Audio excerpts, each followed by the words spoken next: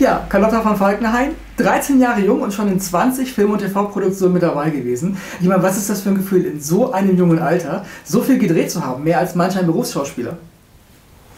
Ja, also ich mache das halt als Hobby, es macht mir total viel Spaß und für mich ist das eigentlich auch gar nichts so Besonderes. Genau. Jetzt ist es ja auch so, dass Schauspielerei ja wirklich ein Traum von vielen jungen Leuten ist. Du hast es jetzt geschafft, da schon wirklich beide Füße drin zu haben. Was würdest du jungen Menschen auch als Tipp geben, also um in diese Branche überhaupt erst reinzukommen?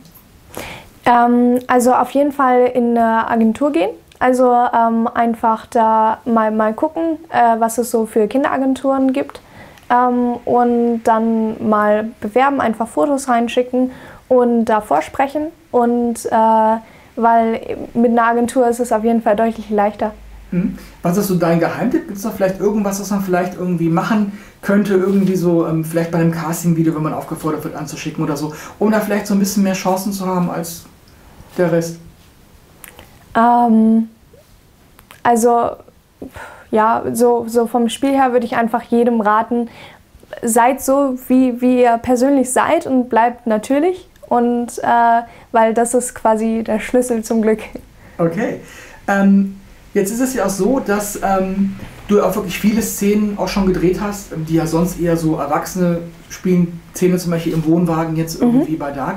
Hast du von manchen Szenen auch noch Lampenfieber oder bist du da wirklich mittlerweile schon so cool, dass du eben sagst, komm, ich rock das jetzt runter und passt schon irgendwie? Also so beim Drehen jetzt nicht mehr so eigentlich. Aber zum Beispiel vor so einem Interview wie jetzt habe ich dann total Lampenfieber. Ehrlich? Also ja. Krass. Und ist es jetzt so, dass du jetzt auch vielleicht manchmal morgens aufstehst und dir denkst, ich habe jetzt schon so viel gemacht in den jungen Jahren, das kann nur ein Traum sein. Kneif mich bitte, dass ich irgendwie aufwache. Nee, also nicht wirklich, weil also ich weiß nicht, es ist für mich einfach wie ein ganz normales Hobby. Also wenn jetzt irgendjemand denkt, er spielt Trompete oder weiß ich nicht, und dann wacht er ja auch nicht auf und denkt, war das jetzt ein Traum, dass ich Trompete spiele? Nee, aber nee, also es ist für mich echt ganz toll, weil ich auch viel lerne und viel erlebe, aber genau, es ist für mich was ganz Normales.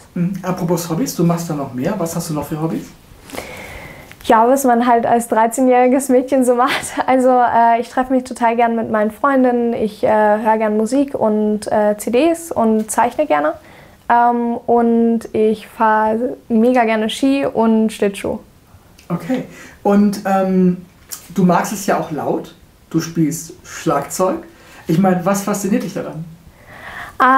Tatsächlich habe ich aufgehört, Schlagzeug zu spielen. Das ist so ein bisschen die Schattenseite vom Drehen, weil es halt einfach viel Zeit in Anspruch nimmt und also da muss ich halt auch einfach mit ein paar Sachen aufhören. Aber ich würde auf jeden Fall gerne wieder anfangen.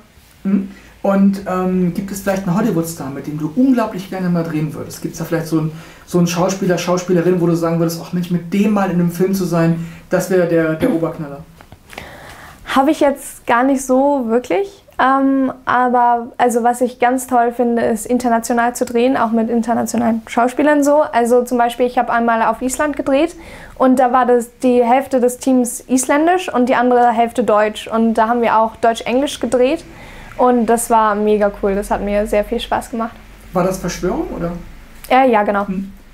Also, nee, nicht Verschwörung, das war der Tod der Elfenfrau. Oh, okay, alles klar. Der Island-Krimi. Und bei Verschwörung, das ist ja auch ein internationaler Film geworden. Ich meine, wie war das da am Set? Was war wahrscheinlich dann mal irgendwie dann ungleich größer als jetzt irgendwie eine deutsche Produktion, wenn da vielleicht so 120 Leute rumlaufen oder mehr? Ja, auf jeden Fall. Also da haben wir komplett Englisch gedreht, da war auch der Text auf Englisch. Und nee, aber das war riesig. Also haben wir auch in den Babelsberger Filmstudios gedreht. Und da waren wirklich nochmal irgendwie doppelt so viele Leute am Set wie sonst. Hast du da noch vielleicht eine nette Anekdote? Also fällt dir irgendwas ein? Vom Dreh, was vielleicht ganz interessant war zu erzählen? Was Kurioses, Witziges, Spannendes? Ich habe ja quasi mit meiner Drehzwillingsschwester eine Partie Schach gespielt und wir haben im Vorfeld Schachtraining bekommen und die Partie Schach wirklich auswendig gelernt. Und das war total cool, einfach so man konnte das wirklich auswendig und dann auch immer mit der Zeituhr. Ich bin eigentlich nicht so der Schachspieler, aber genau, das war sehr cool. Also jeder Move musste dann wirklich genau ausgeführt werden? Ja, damit sie am Ende gewinnt. Krass. Wenn du jetzt so an so ein Set gehst, du hast dann wahrscheinlich auch, denke ich mal, einen eigenen Aufenthaltswagen, wo dann sozusagen dein Filmname draufsteht und so. Ist das mittlerweile schon so, dass du auch dann so ein Free Space hast für dich, oder? Ja, oft. Also es gibt ganz oft so Doppeltrailer, wo quasi in der Mitte eine Wand ist und dann hat einer die eine Hälfte und der andere die andere. Und da kann man sich dann halt umziehen oder so. Das habe ich meistens, genau. Aber ich laufe auch immer viel rum am Set. Also. Aber wie cool ist das? Weißt du, das ist dann sozusagen deinen eigenen Trailer. Ja? Also es ist ja irgendwie schon so, wo man sagt, so, okay, jetzt bin ich irgendwo in dieser Hollywood-Liga so ein bisschen angekommen. Ja, es ist schon cool, vor allem, weil man dann einfach quasi da ein bisschen chillen kann, wenn man warten muss oder so. Ja. Wenn du jetzt emotionale Szenen spielst, also kannst du das mittlerweile auch schon, dass du sozusagen dann auch auf Kommando vielleicht Tränen rausdrücken kannst? Oder gibt es dann so Hilfsmittel, die man nutzen kann, wie zum Beispiel Augentropfen, die dann die Augen tränen lassen? Wie wird das da gemacht? Teils. Also es geht. Ich kann es relativ gut, würde ich sagen. Aber es gibt ganz oft so Mentholstift. Also das wird dann so unter die Augen geschmiert und das ist halt total scharf, das brennt dann und dann fangen die Augen halt an zu tränen. Das ist auf jeden Fall sehr hilfreich. Aber sonst, wie du gerade schon gesagt hast, du kannst auch schon das selber so ein bisschen dann schon im Endeffekt dann hervorbringen. Ja, schon. Cool. Ist auch gut für zu Hause, wenn du mal sagst, irgendwie so, das Weihnachtsgeschenk muss ein bisschen größer sein. Mama, bitte, klick. Okay, alles klar, du bekommst es. Ja, genau. Und vielleicht noch als letzte Frage, wo siehst du dich selber in 10 Jahren? Also was würdest du sagen, wenn du mal 23 bist? Also wo siehst du dich jetzt selber, wenn du mal so in die Zukunft guckst? In die Glaskugel. Ui, also ich würde auf jeden Fall sehr gern weiter Schauspiel machen. Aber ich sage nicht, es muss jetzt unbedingt Schauspiel sein und nichts anderes. Ich bin da mehr so, dass ich einfach sage, mal gucken. Also mein Motto ist quasi Malurge, das ist Schweizerdeutsch, genau. Okay.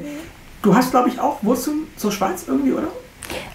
Nee, meine Mutter hat mal in der Schweiz gewohnt und deshalb spricht sie ein bisschen Schweizerdeutsch und ich habe mir da ein bisschen was abgeschaut, aber nicht wirklich. Super. Vielen lieben Dank.